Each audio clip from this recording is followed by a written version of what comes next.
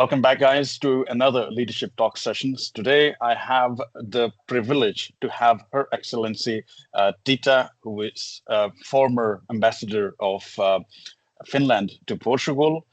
Tita, thank you very much for joining us. Needs no introduction. I think all of us who have been in Portugal and around on my LinkedIn profile, you have seen already Tita in one of the my posts as well.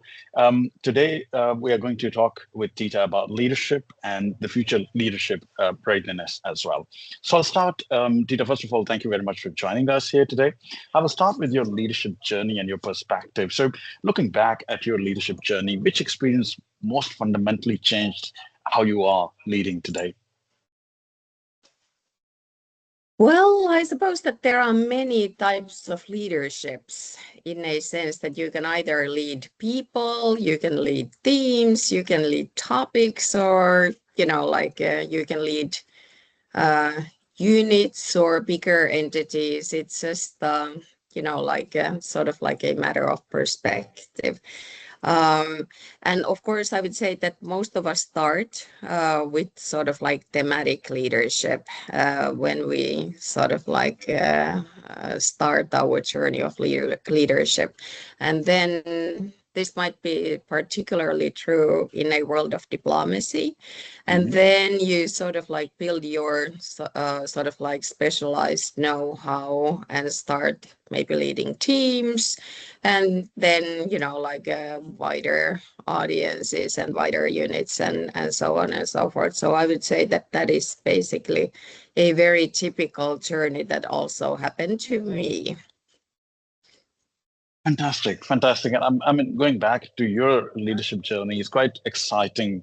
Not just, let's say, typical leadership, but more exciting on the special role diplomacy that you've been driving.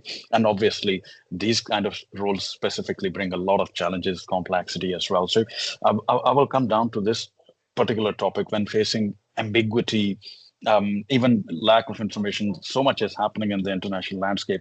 How did you decide when you had to act versus when you had to wait? So the act and wait, this balance, how did you make it?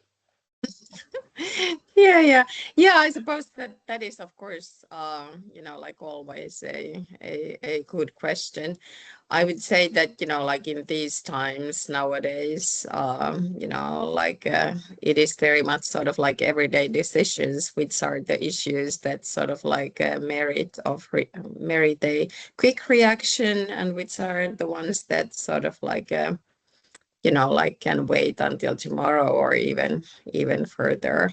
And I suppose that that is also a very important question in leading teams. Also, sort of like in a sort of like a reactionary versus wait and see leadership, and I suppose that that is more important now than like perhaps in previous times.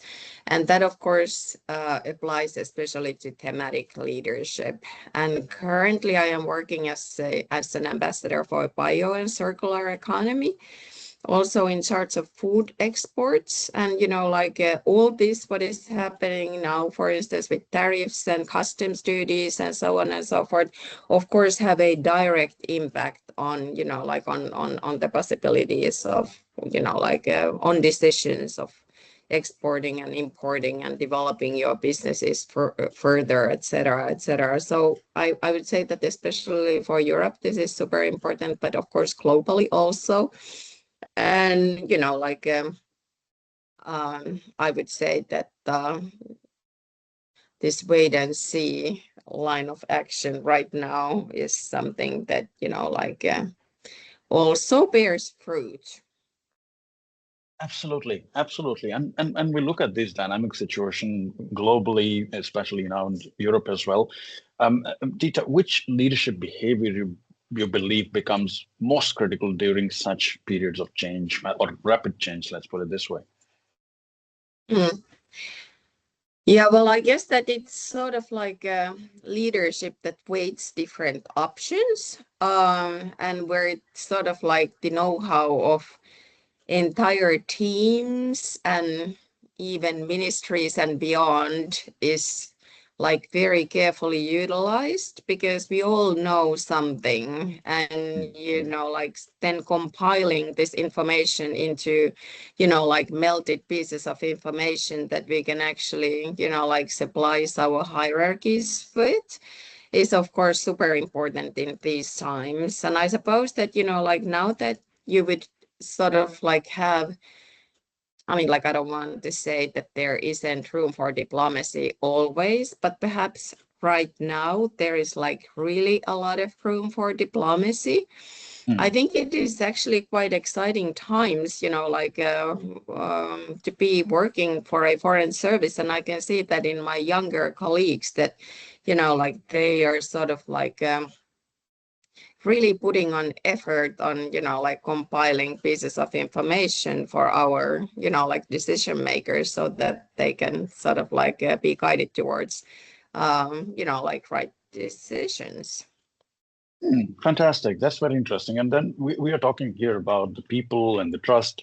So I will move a little bit to this cross-functional culture of the global teams. You have been managing team when you were in Portugal previously as well, and now you're driving a different sort of team in a different direction. So what practical actions do leaders often underestimate, in your opinion, when it comes to building trust in the teams?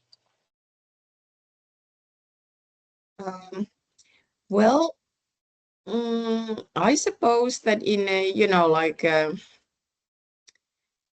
I would say that there is no way of sort of like overestimating the importance of keeping everyone involved, and sort of like making sure that everybody in a team sort of like understands why we come to work every single day.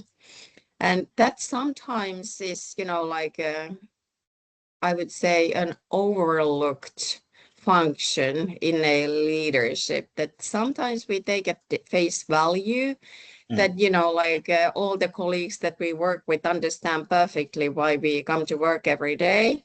But I think that it really is for, like sort of leaders to make sure that every single week we are reminded why, like what is the flag that we work for, and what are the different ways of doing that in a constructive way.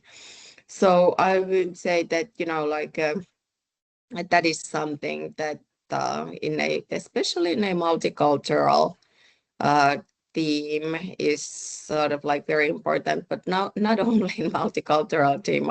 I suppose that in these times when, like sort of everything changes relatively quickly, that like keeping everyone on board is super important. I also think that it's super important to sort of like be able to have that sort of a flexibility to make changes if you see that like something is not working. And I would say that, like in a private sector environment, that might be slightly easier achieved than at the government service. But nevertheless, I would sort of like, like work towards such conditions where, like there would be a room for certain amount of flexibility. I agree with that. And thank you very much for sharing your personal perspective here on the subject. I'll come a little bit to the future leadership and future readiness of the leadership, Tita, because most of the audience here are young, enterprising leaders. In your opinion, which leadership skill do you think will matter the most in, let's say, next 5 to 10 years? And what could be the reason for that? Well, I guess that, like in in a sense, this sort of like issue has not changed. It is sort of like being able to convince everyone in a team and to build the team in such way that they believe in the mission. And, like if they don't believe in the mission, then, like if it's sort of like something of an automatic function to come to work every day, you really don't achieve those results that you want. And, like what, quite frankly, the employer and like perhaps the service user, consumer deserves. I think that it is this sort of an ability to transmit that feeling that we are all working for the same goal, and also encouragement to make the necessary changes when you see that this team that you're leading is simply not able to carry forward those functions that they should be suited for. Agreed, 100%. And I resonate quite a lot with this, that taking your vision, mission, along with the team and driving them, I think that's the most critical skill, and it will matter whatever kind of technology we have, AI or machine learning and all of these things. Taking people along with you is the most important thing. Now, thank you very much, Titta, for joining us here.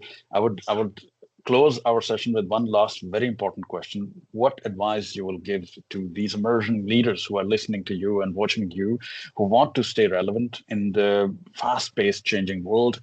I think challenges for the new generation are much harder and faster. So what would you advise these emerging leaders? Well, I would suppose that I have two children that are exactly at that age at this moment. Then, I would sort of encourage them, the young leaders, that, if you believe in your mission, there is a way. I mean, of course, you have to be realistic in what you try to achieve. But, with that sort of realism, don't sort of lose your sight on the end goal, even if it is difficult. And of course, the economic downturn, especially in northern part of Europe right now, is quite sharp. But these are things that will come and go, and people should not be discouraged. Absolutely, 100% agree with you. Sharing with us your diplomatic experience, sharing with us your leadership insights and some personal views as well, it's priceless. And I'm really thankful, Titta, for joining us here today in our leadership talks, and on behalf of my team as well. Folks, I'm putting Titta's LinkedIn profile down there as well. Please feel free to reach out if you have any question regarding the topics we discussed. And once again, Titta, thank you very much for joining us in today's session. Thank you so much. Thank you.